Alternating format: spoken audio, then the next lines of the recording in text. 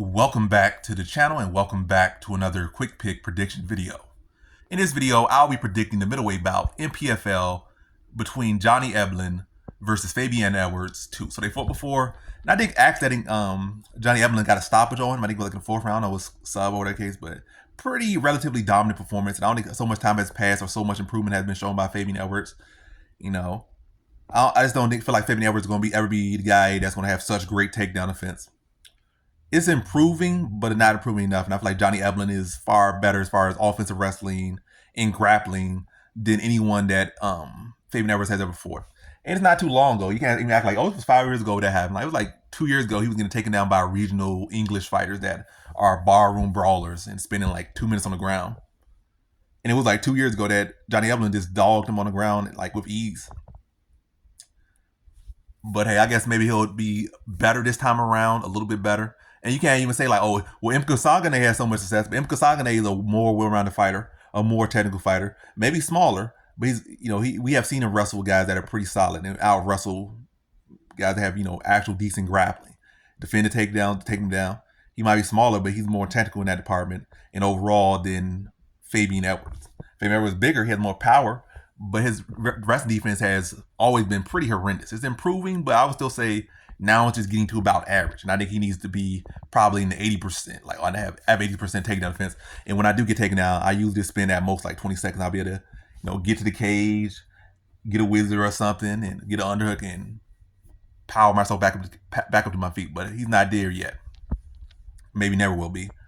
And I just can't feel like I just don't feel like nothing major has changed enough for me to lean to him or feel like, oh my gosh, he's such a good dog. I guess the value wise, hey, go for it. The dog, like you could just pick stoppage or something, probably get plus 400 odds, plus 500 odds. Hey, at the end of the day, it's all gambling. So if you want to roll with that. But yeah, I just haven't seen the adjustments or the change so big that I would think it would change the outcome of this fight or the outcome of this rematch. And as I said in some other videos, I'm not the guy that's going to pick a guy just for the hope that he can land something. You got to be able to like constantly get back to your feet, or be a guy that's like, has shown the ability to be so good at timing, not just that, but all those and in between, like get it, scramble well, get back to your feet well, show a good improvement, show a good takedown defense ratio, and be a guy that's perceptive at catching the level changes and timing, stepping knees or uppercuts, or just develop a great counter wrestling grappling game. And he's not really none of those. So he just kind of just falls in that category that, there's a chance. The value's good on the betting side, but do I like his chances? I don't. If you're a gambler and you're just not thinking about the actual reality of it, like a predictor or a capper will, yeah, go for it. But yeah, I'm not a guy that's going to lean to a guy just purely for a puncher's, kneer's, elbowler's chance. It gotta be more substance behind it, more so than just the one factor. Oh, he could potentially catch him.